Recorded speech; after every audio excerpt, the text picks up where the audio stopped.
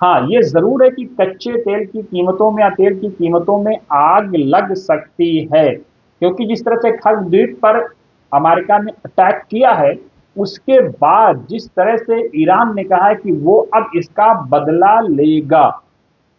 क्या बदला लेगा कि जहां भी जो अमेरिकन के जिन ऑयल उस पर रिफाइनरीज पर कब्जे हैं, या जिन खानों पर कब्जे हैं, उन पर अब ईरान सीधे सीधे अपने मिसाइल अटैक करेगा और इस तरह से वो अमेरिका से बदला लेगा। अगर ऐसा होता है तो ये तेल की कीमतों में आग लगने से भी बड़ी खबर होगी और बड़ा हो जाएगा।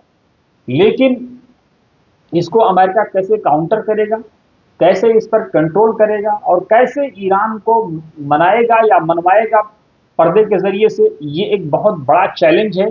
क्योंकि ईरान ने ये कहा कि खर्द पर हमला, इसकी बड़ी कीमत अमेरिका को चुकानी पड़ेगी, बड़ा टैक्स पे करना पड़ेगा।